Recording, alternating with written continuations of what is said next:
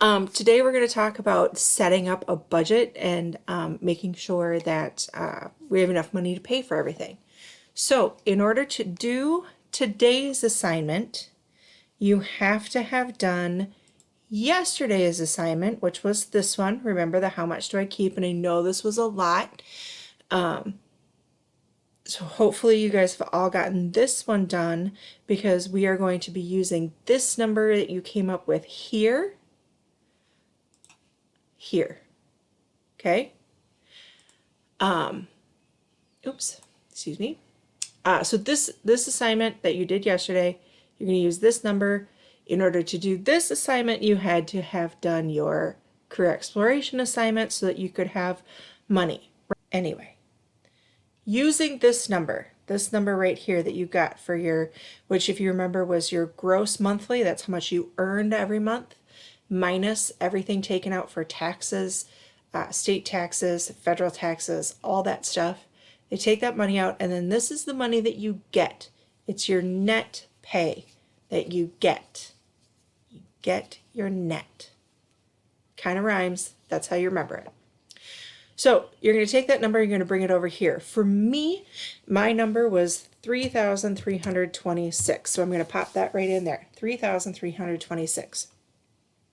Now, there are budgeting guidelines that give you kind of an idea of how much you should be kind of laying out for everything. So if you look down here, we're going to scroll down a little bit. You have your rent should be about 30% of your net pay.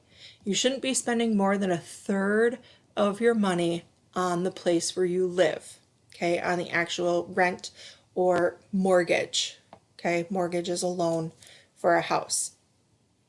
Then you have your utilities. If you remember, your utilities were your electricity, gas, all that kind of stuff for your utilities, all the things that kind of make your house run. You shouldn't spend more than about 10%. Your car loan also should be about 10%. Now, I know some of you are saying, I'm not going to have a car loan. Great, good for you. Most of us cannot afford to just drop down cash for a car, especially a nice, working, reliable car. So we need to get a car loan. And hopefully you should not be spending, I know some of you like really, really nice cars, but think about how much money you're going to be making and only spend about 10% of how much you get on your car loan. And then you have to have car insurance. Remember, we talked about this. In order to drive a car in Minnesota, you have to have insurance on it. If you get pulled over or you get into an accident and you don't have insurance on your car, that's an additional cost. Plus, then you have to pay all of your accident costs. And the accident costs, if you run into somebody or hurt someone else, you have to pay all of that out of pocket. So definitely get car insurance. And about 5% of that, of your pay, should go to car insurance. Cell phone, no more than 5%. Some of you maybe are spending a lot of money on your cell phone. Spend less. Spend less on your cell phone. Food, about 15% of your pay should go to food. 5% to entertainment. Occasional spending, 10%. Now, occasional spending is kind of that other miscellaneous stuff that doesn't fit into any of these other categories. So it's toilet paper, it's Kleenex, it's cleaning products. It's all the kind of miscellaneous things that you just kind of end up spending money on. Okay, you got to have 10% put away for that kind of stuff. And then you should be putting 10% into your savings. We talked about this multiple times about how important it is to save money. Okay, get some money in the bank in case something should happen. We're in the middle of a situation in which a lot of people can't work right now and they're not getting paid. This is a time when having a savings account with cash in it, having that little nest egg is really, really helpful. So definitely putting money into savings is important. So this is pretty easy. I'm going to pull up my calculator right here and show you how you do it. Okay, you're going to take your, I'll make this a little bit smaller. You're going to take your monthly net pay, so for me that's 3,326, and you're going to multiply it times the percentage of your net pay. Now if you have a calculator like this, if you have a calculator like this, you can just put in 3,326 times 30%, okay, and it automatically changes it to a decimal. If you don't have this calculator, or if your calculator on your computer doesn't look like this one, you can always just put in times 0.0 or 0.3, excuse me, 0.3. That's the same as 30%. And you hit equals. So I get $997.80. What I want you to do on this is I want you to just cut off. I want you to always round down. No matter what this number is, I just want you to put down anything that's before this decimal, and I'll explain why in a little bit. So $997, okay? Not this 80 cents. We're going to leave that off. So I can spend $997 on my rent. I should not spend more than that in a month, okay? Now we're going to do the same thing for my utilities. Okay, we're going to take 3,326 times, and if you look over here, utilities is 10%, 10% or 0.1, right? And we get $332.60. But again, we're leaving off the 60 cents and we're just going to put in the $332.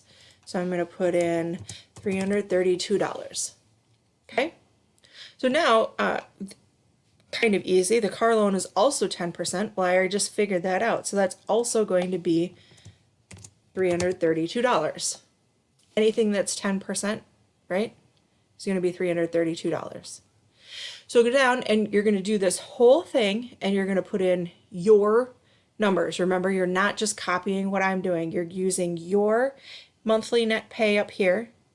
And you're going to multiply all of this out. It's going to have your numbers in it. So I'm just going to real quick put in my numbers. I can afford $166 for my car insurance, $166 for my cell phone. I can afford $498 for food. I can spend $166 on entertainment. That's a lot of movies. And $332 on occasional spending. Now, if we lay this out, I can afford, I should be putting $332 a month in savings. But remember when I said that we were taking off these cents here, right? We didn't put the 80 cents on there. We didn't put the 60 cents on there. We kept that stuff off. Here's why. If I add up all of these numbers here, not counting my savings, if I add up the $997, the $332, all of these numbers here, if I add those all up, okay, that amount, I'm just going to write it up here. That amount is $2,989. Okay, $2,989. Make it a little bit bigger. Okay. If I take, so that's this amount right here is for rent, utilities, my car loan and car insurance, cell phone, food, entertainment, and occasional spending. All of the important things, all of the things that I need to make sure that I have money for, all of those things are included, okay? And I spent $2,989 on that, all right? So now, if I take how much I'm making, $3,326, and I subtract all of these necessities, all of the things that I need to spend money on, the $2,989, I get $337.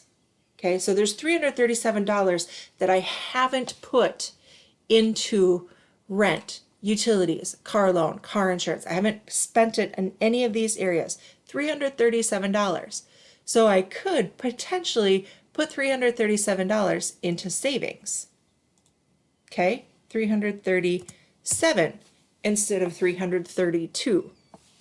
Now, that doesn't seem like a big deal, right? It's only $5. But $5 every month for a year, that's $60. Again, not a huge amount, but it adds up, okay? Every additional amount that you can put into savings is going to help you in the future, okay? For a time when you're going to need that money. All right? So I want you to fill this in just like I did. And for this end part for your savings, I want you to put down the total amount that you can put into savings that you haven't already allotted to one of those other ones, just like I did. So instead of, even though it says it's 10%, instead of being 332, it's 337. Okay? Hopefully that makes sense to everybody?